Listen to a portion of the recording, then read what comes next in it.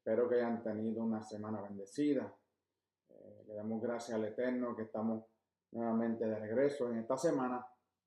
Vamos a estudiar una parasha, una porción de la Escritura en la cual vamos a aprender y ver claramente, proféticamente hablando, el plan del Eterno de levantar un pueblo que luego fue llamado Israel, y también nos va a enseñar sobre la tierra prometida que iba a darle a su pueblo y sus límites. Una porción de la Escritura bien importante porque proféticamente hablando lo vamos a ver en los últimos tiempos y vamos a poder entender entonces el plan que el Eterno estableció para su pueblo y para todos aquellos que sean unidos a ese reino en los tiempos finales. Espero que hayan tenido nuevamente una semana bendecida. Ya nos estamos acercando al próximo Shabbat, al próximo día de reposo, donde podemos entrar a ese tiempo sagrado, donde podemos acercarnos con el Eterno hacia Él, en el estudio de su palabra, en reunión con nuestros familiares, en reunión con nuestros hermanos. Y le damos gracias al Eterno que, como aprendimos en la primera parasha de Bereshit, en el principio, el Eterno creó los cielos y la tierra y todo lo que en ella habitaba en 6 días, y en el séptimo día se sentó en su trono. Y le damos gloria y honra al Eterno porque estableció ese día que lo separó de los otros 6 para que nosotros pudiéramos tener esa cita, ese encuentro con Él en su tiempo sagrado. En esta semana nos toca entonces la parashá Lech Lecha, y vamos a estar en el libro de Bereshit, Génesis, en el capítulo 12, versículo 1 al capítulo 17, versículo 27. La Haftorah, vamos a hablar sobre en el libro del profeta Isaías, en el capítulo 40, versículo 27, al capítulo 41, versículo 16. Y en el Brit Hadashah, o en las escrituras apostólicas, vamos a hablar del libro del apóstol Marcos, el capítulo 3, versículo 1, al capítulo 4, versículo 20. Nuevamente está la parashá Lech Lecha, que significa vete a ti mismo o vete por tu propia causa. Como dije al principio, vamos a ver cómo el Eterno va estableciendo proféticamente su pueblo y la tierra que ellos iban a poseer durante el tiempo de la salida de Egipto con Moshe, y luego el que los introduce a la tierra prometida, el líder y guerrero Josué.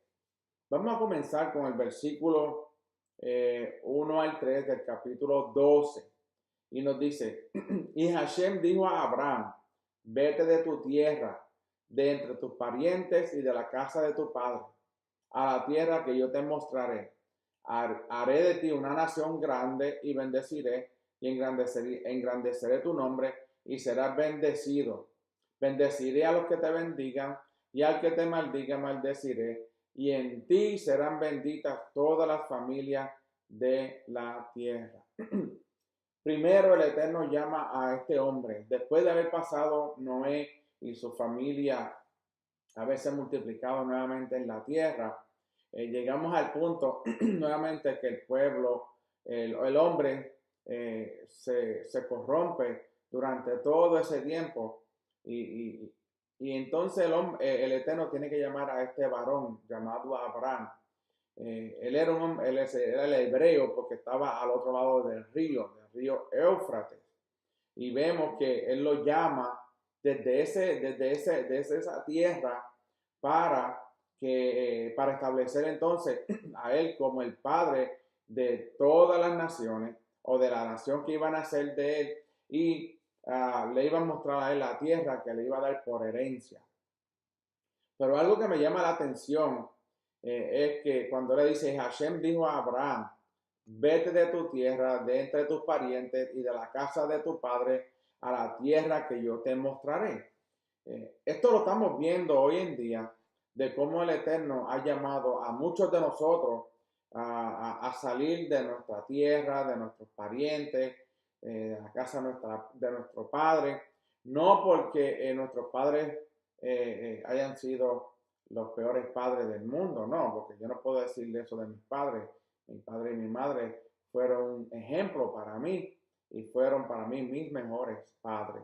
Pero cuando estamos hablando aquí, estamos hablando de salir entre tus parientes, de tu casa de tu padre, está hablando de salir de tradiciones, de salir de culturas, que van en contra de la escritura de la Torá, de salir del paganismo, de salir de ese lugar que nos ha tenido atado por tanto tiempo. Y el ejemplo que está haciendo con Abraham lo está haciendo con nosotros en el día de hoy, porque muchos de nosotros hemos salido de nuestra tierra, hemos salido de tradiciones, de cultura, de fiestas paganas, hemos salido de conceptos teológicos que van en contra de la Torá, y todavía nos falta que Él nos lleve entonces a la tierra que Él le da a Abraham. En este caso dice, y vete a la tierra que yo te mostraré. Lo interesante de aquí que también dice que de él iba a ser una nación grande y iba a bendecirlo y lo iba a engrandecer su nombre. Hasta el día de hoy entendemos y escuchamos, y siempre que estudiamos la escritura vemos que Abraham es el padre de la nación de Israel y de todas las naciones que iban a venir luego, que iban a ser injertados en el olivo natural que era Israel.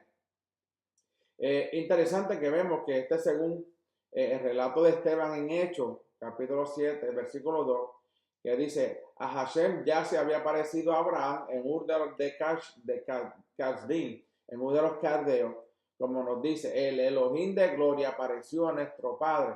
Aquí Esteban está estableciendo que Abraham era el padre de esa nación de Israel. ¿Okay? A nuestro padre Abraham, cuando estaba en Mesopotamia, antes que habitaran en Harán, y le dijo, sal de tu tierra y de tu parentela y ve a la tierra que yo te mostraré. Aquí vemos que la escritura hace hincapié, hace señalamiento sobre la tierra que te mostraré. ¿Por qué está hablando la tierra que te mostraré? Porque el Eterno ya sabía que iba a comenzar una nación y necesitaría un lugar donde esa nación habitara para que llevara a cabo todo lo que el Eterno le iba a mostrar a Moshe luego por medio de la Torah escrita. Y vemos que el Eterno quería habitar con su pueblo y por ende necesitaba un lugar. Y vamos a ver que con Abraham, Él le muestra ese lugar para que sea el comienzo donde iba a Él a poner su nombre. Continúa diciendo, entonces Él salió de la tierra de los caldeos y se radicó en Harán. Y de allí, después de la muerte de su padre, Elohim lo trasladó a esta tierra en la cual ahora vosotros habitáis. Interesante que más adelante vemos que Abraham muere, pero Abraham había comprado una tierra donde sepultó a su esposa, luego lo sepultan a él y a sus hijos luego. Y por eso es que dice que Elohim lo trasladó a esta tierra en la cual ahora vosotros habitáis. Y vamos a ver poquito a poco de cómo el Eterno le muestra a Abraham los límites de la tierra prometida que iba a darle por herencia a él y a toda su descendencia. ¿Okay? Esto nos enseña que el llamado ya lo había recibido Abraham en el país donde había nacido. Las escrituras no cuentan la razón por la que Terá, como la decisión de salir, Terá era el padre de Abraham, tomó la decisión de salir de Ur con parte de su familia. Y vemos que pues él sale de su familia. Sabíamos que el papá de Abraham hacía imágenes de dioses paganos, de imágenes paganas, reconociendo que estos dioses solamente viven en la mente de estas personas. Por esos dioses no existen. Esos fueron dioses creados por la mente de hombres que no tenían al Eterno en su corazón ni en su mente, y por ende necesitaban y buscaron imágenes o dioses que ellos se inventaron para servirle a esos dioses. Eran personas que tenían su mente depravada, que todo lo que querían era eran egoístas para ellos mismos, especialmente vemos en estos emperadores, estos faraones, eran bien egoístas en cuanto a la adoración, porque ellos creían, le decían al pueblo que ellos eran Dios también para el pueblo. Y por tener una mente así depravada, de paganismo, de falta de conocimiento, de no creer en el Elohim de Israel, el único Dios que creó los cielos y la tierra, pues ellos en sus mentes se inventaron estos dioses y estos nombres. Y vemos que por eso es que Elohim, cuando hablamos la oración del Shema, oye Israel, Adonai, Elohim, Adonai, Echad, pues solamente hay un Dios solamente, no hay otro. Cuando habla de que Él es más grande que los otros dioses, está hablando porque esos dioses no existían, estaban en la mente de los hombres. Por eso es que no podían hacer los milagros que el Eterno hacía. Por eso vemos al profeta en el Monte Carmelo en contra de los Baales, al profeta, se me va el nombre del profeta Elías, perdón, el profeta Elías, que el Eterno por única vez permite que el profeta Elías haga un altar en ese monte para enseñarle a los Baales y a su pueblo que el Dios de Israel era el más poderoso. Y vemos lo que dice la Escritura, que los Baales se cortaban, gritaban, y hasta llegó el momento que el profeta Elías se burlaba de ellos, decía, parece que el Dios de ustedes está durmiendo. Y ahí vemos entonces la gloria del Eterno cuando envía fuego de lo alto y quema todo el altar con todo lo que había encima de ese altar. Continúa diciendo que en esta parasha dice, bendeciré a los que te bendigan y al que te maldiga maldeciré. Vemos entonces que Abraham estaba puesto como un punto de mira para las demás naciones. Todo lo que hiciera Abraham y su pueblo, la descendencia, iba a estar en la lupa de las demás naciones, porque el Eterno no quería que Israel se pareciera a las naciones, sino que las naciones emularan al pueblo de Israel, porque el Eterno más adelante le iba a dar entonces una ley, una Torah, de que los iba a hacer diferentes y separados de las demás naciones. Su bienestar o caída dependería entonces a la larga de su manera de vivir y de tratar a sus hijos y a su pueblo. Aunque Ismael fue descendiente físico de Abraham, esta promesa no fue dada para sus hijos los árabes, como nos dice Génesis capítulo 2, 21, versículo 10. Echa fuera a esta sierva y a su hijo, porque el hijo de esta sierva no ha de ser heredero juntamente con mi hijo Isaac. También en Números nos dice, en Números 24, versículos 5 y 9, dice, cuán hermosas son tus tiendas, oh Jacob, tus moradas, oh Israel. Benditos los que te bendigan y malditos los que te maldigan. Aquí vemos que la misma bendición y maldición que fue pronunciada sobre Abraham es aplicada también sobre el pueblo de Israel. Y eso lo vemos en las últimas parashas, cuando llegan al monte Gerizim y al monte Ibar, cuando se pronuncian las maldiciones y se pronuncian las bendiciones. Sin embargo, vemos que había una bendición para los hijos de Ismael, según vemos en el 17:20. Y dice, y en cuanto a Ismael, te he oído, he aquí, yo lo bendeciré, y lo haré fecundo y lo multiplicaré en gran manera. Engendrará 12 príncipes y haré de él una gran nación. Qué interesante, 12 príncipes. Con Isaac y después Jacob fueron 12 tribus. ¿Okay? Dice al que te maldiga, dice y al que te maldiga.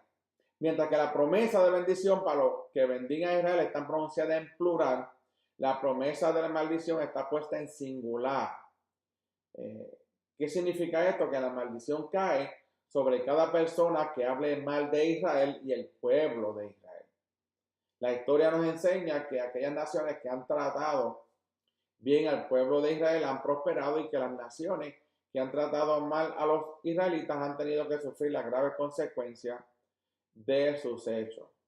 Por eso que le dice, y en ti serán benditas todas las familias de la tierra. Siempre y cuando el pueblo bendiga y hable bien y trate bien al pueblo de Israel, serán bendecidos. Mientras se maldigan al pueblo de Israel, serán maldecidos, porque eso es una promesa que estableció el Eterno con Abraham. Le dijo, el que te bendiga será bendecido, el que te maldiga será maldecido. Queremos ser bendecidos, vamos a bendecir a Israel, vamos a orar por la paz de Jerusalén, vamos a seguir sus pasos, vamos a ser obedientes a la Torá, que el Eterno estableció a ese reino, a ese pueblo. Seremos bendecidos. Pero si vamos en contra de los que son bendecidos, entonces, y comenzamos a maldecir al pueblo de Israel, y aquellos que están siendo injertados al pueblo de Israel serán maldecidos. Eso no lo digo yo, eso lo dice la Escritura, porque el Eterno estableció eso desde el principio, desde un comienzo, antes de comenzar el pueblo y establecer la tierra prometida. Le había dicho a Abraham que el que maldijera a su pueblo o a él sería maldecido, y el que lo bendijera sería bendecido. Si queremos ser bendecidos, la clave está en bendecir al pueblo de Israel, obedecer la Torá, ser injertado, creer en Yeshua y a orar por la paz de Jerusalén. En el capítulo 12, versículo 4, continúa hablando, dice, entonces Abraham se fue tal como Hashem le había dicho. Esta salida entonces de Harán constituye una tercera prueba en la vida de nuestro padre Abraham. La fe entonces se basa en la palabra del Eterno. La fe se basa en la palabra del Eterno. Abraham confiaba en la promesa y salió en obediencia. Qué interesante que nuestra fe tiene que venir por medio de lo que dice la Escritura, la Torá, desde Génesis hasta Apocalipsis. Tenemos que entender que lo que dice el Eterno es la fe que nosotros vamos a tener, lo que Él ha dicho, porque lo que Él dijo será hecho. Amén. El Eterno no escribió la Torá desde Génesis hasta Apocalipsis, toda la Escritura, el Tanaj y el Nuevo, y el Brit Hadashah, el Pacto Renovado, para que solamente nosotros cambiemos. Ok, en esto podemos tener fe, en esto no podemos tener fe. Si el Eterno estableció los animales limpios y los no limpios, los que se pueden comer y no se pueden comer, que son aptos o no aptos, entonces por fe nosotros tenemos que llevar a cabo y ser obedientes a lo que Él estableció, por fe. ¿Okay? Ahí entonces vemos que la fe nos hace a nosotros acercarnos más a Él, porque entendemos que lo que Él escribió es la palabra, es la ley, es la Torá. Nada ha cambiado. ¿Okay? Abraham entonces confiaba en la promesa que el Eterno le había dicho de que él iba a ser, de él iba a salir una nación grande y que todo lo que el pueblo bendijera iba a ser bendecido y el que lo maldijera sería maldecido. Y por esa promesa él tomó la fe y sale y confió en la promesa, como nos dice entonces el libro de Hebreos, capítulo 11, versículo 8. Dice, por la fe, Abraham, al ser llamado, obedeció. Aquí la clave es la fe, porque él obedeció. Él obedeció, tuvo fe. Al tener fe, él obedece, saliendo para un lugar que había de recibir como herencia, y salió sin saber a dónde iba. Esto es fe. Fe es las cosas que no se ven, pero que sabemos que van a llegar a nosotros. ¿Por qué? Porque la Escritura lo dice. Por ejemplo, nosotros vamos a ser arrebatados, vamos a ser trasladados, y por fe reconocemos que vamos a hacerlo, pero tenemos que andar en obediencia. La obediencia es la que trae esa fe. Nosotros obedecemos porque tengo fe en lo que el Eterno escribió, en lo que él habló, en este caso Abraham, que eso es para todos nosotros también. No solamente para él, porque dice, es para todos aquellos que serían añadidos en ese pueblo. El capítulo 12, versículo 5 dice, tomó Abraham a Sarai, su mujer, y a Lot, su sobrino, y todas las posesiones que ellos habían acumulado, y las almas que habían hecho en Harán, y salieron para ir a la tierra de Canaán, o de Canaán. A la tierra de Canaán llegaron. Las almas que habían hecho es una referencia a que habían ganado personas para la fe de ellos. Imagínense, Abraham, el Eterno le habla y le hace una promesa. Él me imagino que vaya a hablar con la esposa, su familia, los que tenía, los siervos que trabajaban para él y algunos que estaban a su alrededor. Y ellos salen con Abraham porque vieron a Abraham como un hombre de fe. Wow, este hombre va a salir de nuestra tierra a un lugar que no sabe para dónde va, pero él sabe que el Eterno le habló y que le prometió esto, A, B, C, D. Y vemos que entonces había ganado muchas personas para la fe. Según Rashi, Abraham convertía a los hombres y Sara convertía a las mujeres. Según el Midrash, Abraham convocó asambleas públicas en Harán para proclamar la verdad de un creador e instó a servirlo. Interesante cuando un hombre está decidido que seguirle al Eterno en obediencia, no hay nadie que lo detenga. No hay nadie, no hay familiar, no hay amigo, no hay hermano, no hay nada que lo detenga. ¿Ok? Él escuchó la voz del Eterno, actuó en fe y obedeció. Luego de los discursos públicos que él estaba haciendo, estaba dispuesto a debatir su propuesta con cualquier persona que las cuestionara.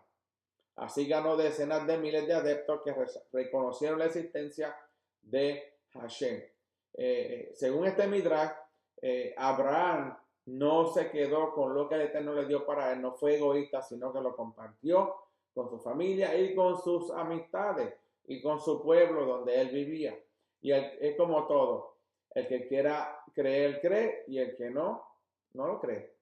El Eterno no obliga a nadie. Él solamente estableció su palabra para que se siga esa palabra al pie de la letra, sin quitarle y sin añadirle. ¿Okay?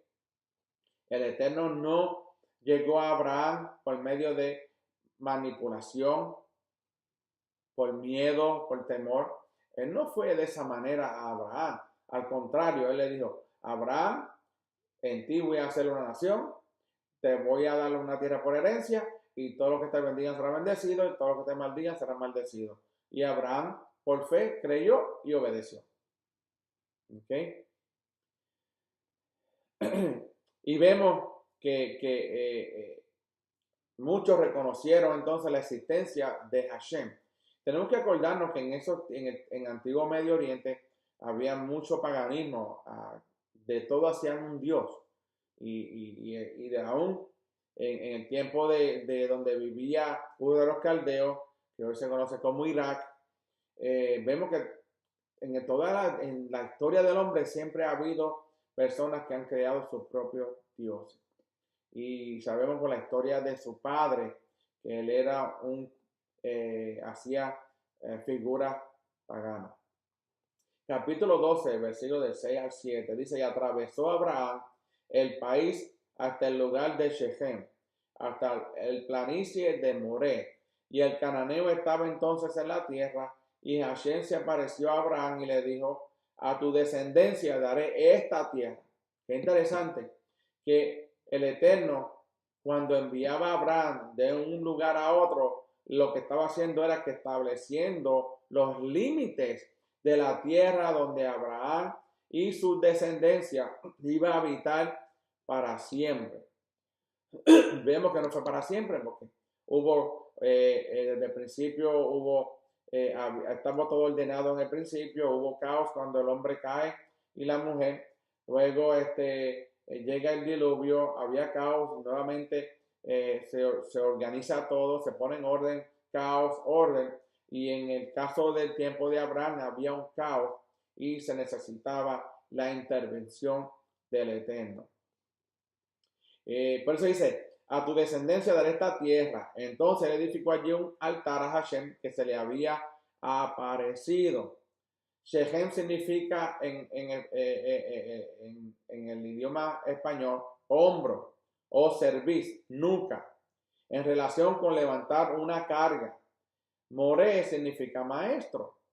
La primera experiencia espiritual profunda que tuvo Abraham después de haber obedecido al Eterno al salir de Mesopotamia fue una aparición del Eterno en Shechem y en Moré. ¿Okay? ¿Qué pasó con esta aparición del Eterno en Shechem y Moré? Que marcó tanto que tomó la decisión de edificar en ese lugar un altar. Le hizo tanto impacto a Abraham que él entonces decide levantar un altar. Y entonces vemos que ese altar representaba la primera experiencia en la vida de la fe de todos los que van a ser contados por Elohim como hijos. Se trataba de la entrega de yo como persona. ¿Qué hizo Abraham en ese momento? Hizo un altar. El Eterno se le aparece en Shechem y en Moré. Y vemos entonces que él hace un altar como una delicia, como un reconocimiento de que el Dios de los cielos y la tierra se le apareció. Y vemos que entonces eso es un ejemplo para nosotros. ¿Y qué hizo él? Se entregó completamente. Lo que nosotros debemos hacer, nosotros debemos reconocer al Eterno en su palabra, debemos entregarnos totalmente a Él para vivir para Él y solo para Él.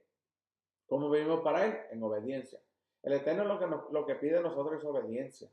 Él no pide sacrificio, no de nuestra vida. Él lo que pide es obediencia. Los sacrificios se harán en el templo, nuevamente se construyan. Pero en este momento, Él pide a nosotros obediencia. Mientras nosotros seamos obedientes a Él, seremos bendecidos. Somos desobedientes, no vamos a ser bendecidos. Vemos entonces que el altar es un lugar de sacrificio. Un animal es ofrecido como representación del hombre.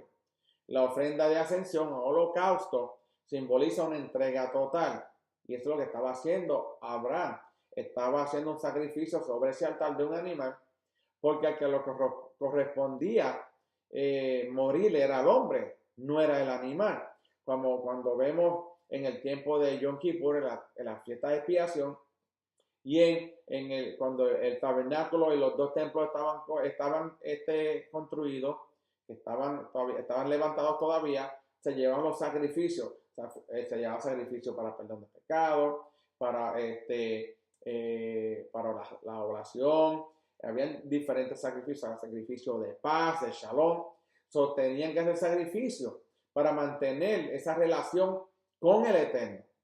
¿Okay? El Eterno estableció el sacrificio para que el hombre no muriera, sino que fuese el animal que muriera en la posición del hombre. Porque los dioses paganos, ellos pedían sangre humana. El Eterno no pide sangre humana. Esa es la diferencia entre nuestro Elohim, nuestro Eterno, nuestro Dios todopoderoso, que es lo que pidiera la sangre de un animal, no la sangre de un hombre. Y sabemos bien que los tiempos de Israel, cuando vivieron en la tierra y en todos los lugares, veíamos como especialmente los moabitas, los amorreos, los cananeos, ofrecían a sus hijos como sacrificio. Y llegó un momento que también los hijos de Israel ofrecieron el sacrificio a sus hijos al dios Moloch. Nuevamente, un dios creado por el hombre. El altar es el lugar donde la voluntad del hombre se somete a la voluntad del Eterno. ¿Ok? No se haga mi voluntad, sino la tuya. Eso fue lo que dijo Yeshua. Haz pasarle a mí esta copa, pero no como yo quiero, sino como tú, que se haga tu voluntad. Que no sea como yo quiero, sino como tú quieres. Y esa debe ser nuestra oración constantemente, que el Eterno, que nosotros seamos de Él completamente y que la voluntad de Él se haga en nosotros. No como quisiéramos, oh no, yo quiero que la vida mía sea de esta manera. No, que se haga la voluntad del Eterno en mi vida. Que el Eterno quiere bendecirme, Él me va a bendecir. Que se haga su voluntad. No peleando por las bendiciones. Porque no es tiempo de pelear por las bendiciones. Si sabemos cómo adquirir las bendiciones del Eterno, entonces no tenemos que pelear por ella. Él lo que nos pide es obediencia. Somos obedientes, seremos bendecidos. Desobedientes, recibimos maldición. Muchos reciben del Eterno, pero lo más principal que vamos a recibir nosotros es esa vida eterna, esa vida en ese reino que va a ser para siempre. Muchos recibirán todo aquí en la tierra, pero llegará el momento que perecerán como la hierba perece cuando se seca. La historia posterior a Abraham nos muestra entonces que Shechem llegó a ser un lugar de grandes decisiones para sus descendientes, y lo vemos en diferentes escrituras. Shechem llegó a ser un lugar de grandes decisiones para sus descendientes. Shechem también fue elegido como un lugar de refugio. Y eso está haciendo referencia a Josué 27. José fue sepultado en Shechem, esperando la resurrección de los muertos. Su tumba se encuentra allí todavía hasta el día de hoy. Así que Shechem representa en la vida de Abraham el lugar de conversión, el lugar donde muere de sí mismo y reconoce a Hashem como su único Elohim verdadero. Allí donde fue que el Eterno se le presenta a Abraham y él reconoce que Elohim es el único Elohim verdadero. Es el lugar donde Hashem le prometió por primera vez que su descendencia recibiría esa tierra. No le podía decir que iba a recibir la tierra en Ur de los Caldeos, porque eso está fuera de los límites de la tierra prometida. Acuérdense, los límites de la tierra prometida es desde Egipto, del río Nilo hasta el Éufrates. Abraham vivía al cruzar el otro lado del Éufrates, en Ur de los Caldeos. Por eso se le conocía como el hebreo, del otro lado del río. ¿Okay? Y tuvo esa experiencia y reconoció en aquel lugar, en Shechem, que el Dios de los cielos y de la tierra, el creador de los cielos y de la tierra, era el único Elohim. Porque él tenía que conocer que era el único Elohim, si había solamente un Dios. Porque él vivió en un lugar que era pagano, donde reconocían a otros dioses como sus dioses. Y en este momento, entonces el Eterno tiene que aparecérsele a Abraham para que Abraham entonces reconozca y predique y enseñe a todo el mundo que solamente había un Elohim, un solo Dios, el creador de los cielos y de la tierra. De la misma manera como Abraham tuvo esa experiencia, todos los que en el día del juicio van a ser finalmente contados como sus hijos tendrán que tener la misma experiencia. Como mencioné al principio, al final del juicio, allí se va a saber quién es quién. Si somos hijos para poder ser parte de ese reino, o no somos hijos para no ser parte de ese reino. Todos sus hijos tendrán que pasar por Shechem, donde reconocen al Elohim único y mueren de sus propias vidas en el primer altar. Eso nos ha pasado a cada uno de nosotros que hemos optado en obediencia y por fe de seguir la Torah tal y como fue escrita y dictada a Moshe. Nosotros estamos trabajando para que nuestra vida sea completamente del Eterno, perdón, por medio de la obediencia a Él y sus estatutos, sus mandamientos y sus decretos. Si nosotros no somos parte de ese reino, porque no obedecemos, no podemos culpar al Eterno, porque el Eterno ya estableció los parámetros, Él estableció la base fundamental de cómo nosotros ser esos hijos cuando llegue el momento de encontrarnos y pasar por Shechem. Como hemos dicho, Shechem significa cerviz, hombro o espalda, y viene de una raíz que tiene que ver con inclinarse para levantar una carga sobre su espalda. Esto entonces nos lleva en el momento cuando el Mesías se inclinó para llevar sobre sus hombros el madero sobre el cual iba a ser sacrificado para la redención eterna de los hijos de Abraham. Shechem simboliza la muerte también de Yeshua. Fue el primer lugar donde Abraham tuvo que pasar para poder ser el padre de la gran nación y obtener la tierra de Israel. Qué interesante, ¿verdad?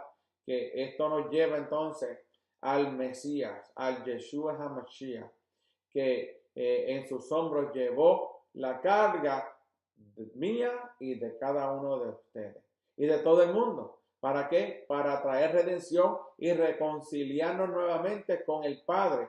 Cuando esa reconciliación, esa relación, esa redención se había perdido y la gente creía que ya no había una forma de llegar al Eterno, entonces el Eterno envía a Yeshua, a su Hijo, para que muera entonces y lleve esa carga en sus hombros para reconciliarnos con el Padre. Y para reconciliarnos solamente con el Padre, no, también para reunificar el reino de Israel. Y qué interesante que Él fue el que estableció en Shechem la primera, con Abraham, la primera visita donde entonces Abraham reconoce a Hashem como el único Elohim. La experiencia con la muerte y resurrección de Yeshua es la base sobre la cual entonces Hashem entrega la tierra a los hijos de Abraham, o el planicie de Moré. ¿Okay? Junto a Shechem está la llanura de Moré. Moré significa maestro y viene de una raíz que significa fluir, poner, echar, tirar, señalar y enseñar. Es la misma raíz que se encuentra en la palabra Torah o Torah. ¿Okay? Así, cuando Abraham primero tuvo la experiencia profunda de conversión en Shechem, al mismo tiempo tuvo la experiencia de lo que implica tener un moré, un maestro que le enseñaba la Torá. Muchas personas, pues, hoy día, pues, no quieren escuchar de la Torá porque que piensan que solamente es de los judíos, pero aquí vemos que Abraham no era judío y se le fue dado mandamiento. Moshe era de la tribu de Leví, a él se le entregó la Torá, él no era judío, él era israelita, y vemos que muchos piensan que la Torá es solamente para los judíos. Un concepto erróneo, y hasta que no salgan de ese concepto erróneo y puedan entender que la Torá es para todos aquellos que entren sean injertados en el olivo natural en Israel y sean obedientes a ella, pues entonces no van a poder entender el concepto de lo que es la Torá. Pues piensan que ya la Torá fue abolida, que la ley fue abolida y que nosotros no tenemos que cumplirla porque Yeshua la cumplió. Un concepto también erróneamente que ha sido expuesto en muchas congregaciones, pero hasta que no lleguen al concepto correcto en su contexto, seguirán diciendo que la Torá fue abolida. Pero el Eterno nos llama a nosotros para ser obedientes a esa Torá, a esa palabra. La Torá es algo que marca diferencia entre lo santo y lo común. Qué interesante. La Torá es algo que hace y que marca la diferencia entre lo santo y lo común, lo verdadero y lo falso, entre la luz y tinieblas, entre vida y muerte, y etcétera, etcétera, etcétera. Si entonces decimos que la Torá fue abolida, estamos en tinieblas. Si decimos que está abolida y no la cumplimos, eso es llamado común, o es llamado falso, o es muerte. ¿Por qué? Porque la Torá nos lleva a la vida eterna. Hashem le enseñó los mandamientos a nuestro padre Abraham, como dije al principio, como nos dice Génesis 26, versículo 5. Abraham me obedeció y guardó mi ordenanza, mis mandamientos, mis estatutos y mis leyes. Abraham no era judío. Abraham era un hombre que había salido de Mesopotamia, un hombre gentil, un hombre que vivía en un sitio, en un lugar de mucho paganismo, y el Eterno lo llama para hacer un pacto con él, para levantarlo como padre de naciones, para levantarlo y darle una herencia de una tierra, y por ende, él le dice, nos dice el 26:5 de Génesis, y Abraham obedeció y guardó mi ordenanza, mis mandamientos, mis estatutos y mis leyes. ¡Wow! Qué interesante que un hombre que no era judío, no era parte todavía del pueblo de Israel, obedeció los mandamientos y las leyes y los estatutos. Más adelante, después de la entrada en la tierra, los hijos de Israel tuvieron que marcar la diferencia entre la bendición y la maldición, precisamente en el valle de Moré. En el norte tenían el monte Ibal, como dije al principio, que representaba la maldición que es producida por la desobediencia a los mandamientos. Repito, en el norte tenían el monte Ibal. No es que el monte Ibal era maldito, era que escogieron dos montes. Y más adelante pues se puede hablar de eso.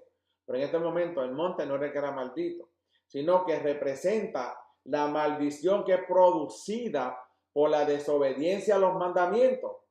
Si nosotros somos desobedientes a los mandamientos, estamos malditos. Y en el sur entonces tenían el monte Gerizim, que representaba la bendición por obedecer los mandamientos. Y eso hace referencia a Deuteronomio capítulo 11, versículos 26 al 32, 27, 12 y Josué capítulo 8, versículo 33. Entonces vemos que Moré es el lugar donde se reconoce la Torah del Eterno como el patrón de nuestra vida. Nuevamente, la Torah es el patrón para nuestra vida, como he mencionado anteriormente. Él es esa guía que nos da el Eterno para que vivamos y tengamos vida para siempre. Moré representa también a Yeshua, a Mashiach, como el gran rabino, nuestro gran maestro, que nos enseña a vivir según la Torah que fue dada en el Sinaí. Yeshua, cuando vino a morir y mientras estuvo en su ministerio y estuvo desde que nació, él cumplió la Torah hasta el pie de la letra. Él no abolió nada, él la cumplió, pero él la cumplió para que nosotros, para que él fuese el ejemplo de nosotros, para que nosotros la cumpliéramos también. ¿Ok? Él dice, el mismo Yeshua dice en Mateo 5, 17 al 20, no penséis que he venido a abolir la ley de los profetas. Amén. Más claro no se puede ver. Más claro no se puede ver. Estamos hablando de Mateo, un libro del pacto renovado. Mateo capítulo 5, versículo 17 al 20. Este es Yeshua hablando y dice, no penséis, no digan, no piensen, ¿ok? Que he venido, que yo no vine para abolir la ley. Yo no vine a abolir la ley, ni los profetas, ¿ok? No he venido para abolirla, sino para cumplir. Porque en verdad os digo que hasta que pasen el cielo y la tierra, oigan esto, porque en verdad os digo que hasta que pasen el cielo y la tierra no se perderá ni la letra más pequeña ni una tilde de la Torah, de la ley, hasta que todo se cumpla. Ahora bien, ¿todo se ha cumplido? No se ha cumplido. Entonces la ley, la Torah está vigente todavía. Porque no todo se ha cumplido. ¿Por qué no se ha cumplido? Porque el Mesías vino y cumplió la mitad de lo que le tocaba a él al principio. Ahora le toca la segunda mitad. Cuando él regrese, entonces se empieza a cumplir la Torah. Pero no se ha cumplido todavía. Si no se ha cumplido la Torah, y Yeshua dijo que no se hasta que no pasará ni una letra más pequeña, ni una tilde de la ley, hasta que todo se cumpla, entonces la ley sigue vigente, la Torah sigue vigente, sigue aplicándose el día de hoy. ¿Ok? Cualquiera pues, oiga esto, que anule uno solo de estos mandamientos, uno solo, ¿ok? Muchas congregaciones eclesiásticas no creen en el cuarto mandamiento, el día del Shabbat o el día de reposo. Con ese que no lo cumpla, le está aplicando lo que dice Yeshua aquí. Porque en verdad os digo que hasta que pasen el cielo y la tierra no se perderá ni la letra más pequeña ni una tilde de la ley hasta que todo se cumpla. Ahora, cualquiera pues que anule uno solo de estos mandamientos, aún de los más pequeños, y así lo enseñe a otros, será llamado muy pequeño en el reino de los cielos. Pero cualquiera que los guarde y los enseñe, este será llamado grande en el reino de los cielos. Oigan bien, porque os digo que si vuestra justicia no supera la de los escribas y fariseos, no entraréis en el reino de los cielos. Combinando estos dos lugares, Shechem y Moré, vemos también una conexión entre nuestra aceptación de la muerte del Mesías y la aceptación del Mesías como nuestro maestro de la Torá. Interesante que Yeshua se ve en todo y él cumplió toda la Torá para enseñarnos a nosotros cómo vivir como el Eterno quiere que vivamos. Shechem también y Moré representan los dos pasos para ser salvo, como nos dice Romanos capítulo 10 del 9 al 10. Si confiesas con tu boca a Yeshua por Adón, por Señor, y crees en tu corazón que Elohim le resucitó de entre los muertos, serás salvo, porque con el corazón se cree para justicia y con la boca se confiesa para salvación. Como dije anteriormente, Adón significa Señor, Maestro, Gobernante y Jefe. Esto es una clave que nos debe enseñar a nosotros, que la Torá nunca fue abolida. La Torá nunca fue quitada de la vida del hombre. Desde el principio hasta el final, la Torá es la guía, es el patrón, es el camino que nosotros debemos andar por él para que podamos ser salvos, para que también recibamos bendición. Dice que el que desobedece los mandamientos está maldiciéndose la persona misma. ¿Okay? Y hay que tener cuidado cuando decimos que la Torá fue abolida, porque Pablo dijo, qué interesante que la gente le da más autoridad a un hombre, Pablo, que a Yeshua y que al mismo Eterno. Si la ley fue abolida, ¿ok? O Pablo tiene la razón porque es hombre, entonces Yeshua es mentiroso. ¿Cuál de los dos entonces escogemos? Que Pablo tiene autoridad sobre Yeshua y Yeshua es mentiroso, que Yeshua tiene la verdad y a Pablo lo estamos malinterpretando. Eso hay que entenderlo, porque a Pablo nunca habló de abolir la ley, al contrario, él se reunía en los Shabbat. Él decía que él estudiaba la Torah y la cumplía hasta el pie de la letra. ¿Cómo entonces pensamos que un hombre tenga autoridad sobre Yeshua, el Hijo del Eterno, o del Eterno?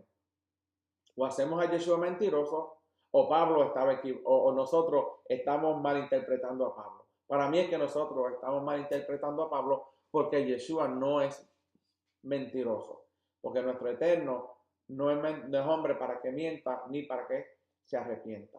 ¿Ok? El capítulo 12, versículo 8 dice, de allí se trasladó hacia el monte al oriente de Betel y plantó su tienda, teniendo a Betel al occidente y Ai al oriente, y edificó allí un altar a Hashem e invocó el nombre de Hashem, de Yahweh. Betel significa casa de Elohim, casa del poderoso. La palabra casa puede entonces significar dos cosas. Primero, núcleo familiar o lugar de habitación. En el caso entonces de Betel simboliza tanto la familia de Elohim como el templo de Elohim donde iba a ser construido. No podemos quedarnos solamente a la experiencia de Shechem y Moré, sino que eso que representa la conversión a Elohim de Israel por medio de Yeshua Mashiach y la aceptación de la Torah dada por Moshe y explicada por el Mesías. Hay más que eso. No solamente la conversión y saber que Elohim es el único Elohim. Hay más. ¿Ok? Los israelitas o los judíos hablan de dos yugos, el yugo del reino y el yugo de la Torah. Hablan el yugo del reino representa a Shechem y el yugo de la Torah está representada por Moré. Estos dos yugos están también expresados en los primeros textos de la confesión del Shema. En el primer texto del Shema de Deuteronomio 6, del 4 al 9, como dice, escucha Israel, Hashem es nuestro Elohim, Hashem es uno. Y amarás a Hashem tu Elohim con todo tu corazón, con toda tu alma y con toda tu fuerza. Y estas palabras que yo te mando hoy estarán sobre tu corazón y diligentemente las enseñarás a tus hijos. Y hablarás de ellas cuando te sientes en tu casa y cuando andes por el camino, cuando te acuestes y cuando te levantes. Y las atarás como una señal a tu mano y serán por insignia entre tus ojos. Y las escribirás en los postes de tu casa y en tus puertas.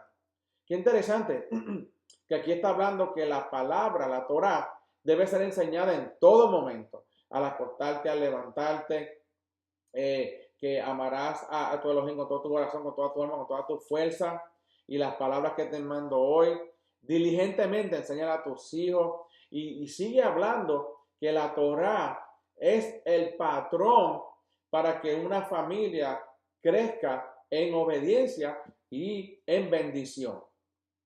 Este texto entonces representa el yugo del reino, el cual implica aceptar al Eterno como nuestro Elohim de manera personal.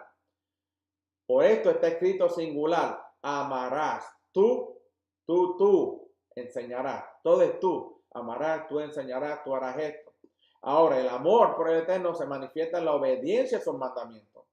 Shechem nos lleva a More. El segundo yugo, el de la Torah, se encuentra entonces en Deuteronomio capítulo 11, versículos 13 al 21, donde dice: y sucederá que si obedecéis mis mandamientos que os ordeno hoy, de amar a Hashem, vuestro Elohim, y de servirle con todo vuestro corazón y con toda vuestra alma, Él dará a vuestra tierra la lluvia a su tiempo, lluvia temprana y lluvia tardía, para que recojas tu grano, tu mosto y tu aceite. Y Él dará hierba en tus campos para tu ganado, y comerás y te saciarás. Cuidado, no sea que se engañe vuestro corazón y os desviéis y sirváis a otros dioses y los adoráis.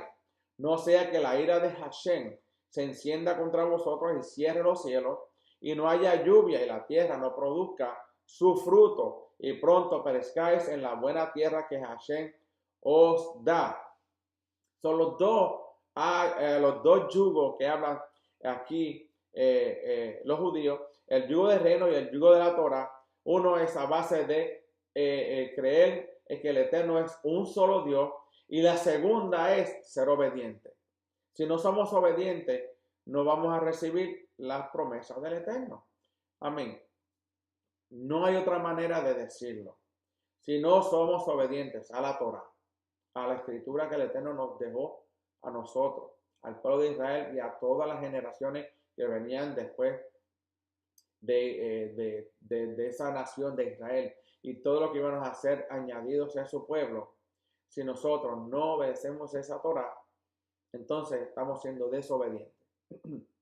El 12:10 dice: y hubo hambre en la tierra, y Abraham descendió a Egipto para pasar allí un tiempo, porque el hambre era severa en la tierra. Qué interesante que ahora vemos que hubo hambre en la tierra donde se encontraba él. ¿Se acuerdan que la última lugar que estuvo antes de ir a Egipto era en Betel, donde puso sus tiendas? Ahora hay hambre en la tierra y tiene que descender a Egipto. Y la gente diría: pero ¿por qué descendió a Egipto si el Eterno es el proveedor de todo? Ahora vamos a ver por qué. Esta fue la cuarta prueba en la vida de Abraham. Era necesario, ahora bien, viene aquí la clave, era necesario que bajara a Egipto para pisar esa tierra también. O esa tierra donde él iba a bajar a Egipto iba a ser parte de los límites de la tierra prometida que el Eterno le había prometido a Abraham, haciendo referencia a Josué 1:3, de manera que todo lugar que sus pies hayan pisado sería entregado a su descendencia, como también está escrito en el 15:18, desde el río de Egipto hasta el río grande, el río Éufrates. ¿Ok? So vemos que cuando el Eterno llevaba a Abraham, lo saca desde Harán, lo lleva a Shechem, lo lleva después a Moré, ahora después lo lleva a Betel, y lo lleva, que hace conexión con la ciudad o el lugar de Ai. Ahora lo lleva a Egipto, porque el Eterno estaba llevando a Abraham de norte, sur, este a oeste. Toda esa tierra que Abraham iba a pisar iba a ser la tierra que el Eterno le iba a dar por herencia a todas sus generaciones. No hay coincidencia, no hay coincidencia en la palabra del Eterno cuando el Eterno envía entonces a hambre en el lugar donde Abraham estaba habitando, para que fuese entonces a pisar el último terreno que les tocaría a ellos como herencia. 12:14. Aconteció que cuando Abraham entró a Egipto, los egipcios vieron que la mujer era muy hermosa. Sarai era muy hermosa a pesar de tener 65 años de edad. Esto constituyó en la quinta prueba de Abraham. Todos estos lugares que el Eterno enviaba a Abraham era para probar a Abraham su fe y su obediencia. Lo mismo que pasa con nosotros en el día de hoy. Abraham no es diferente a nosotros. Nosotros, el Eterno nos lleva a lugares, nos enseña cosas, nos muestra su fidelidad, nos muestra su amor, nos muestra los beneficios que Él tiene para ver si nosotros somos obedientes, si nosotros por fe caminamos en obediencia. ¿Ok?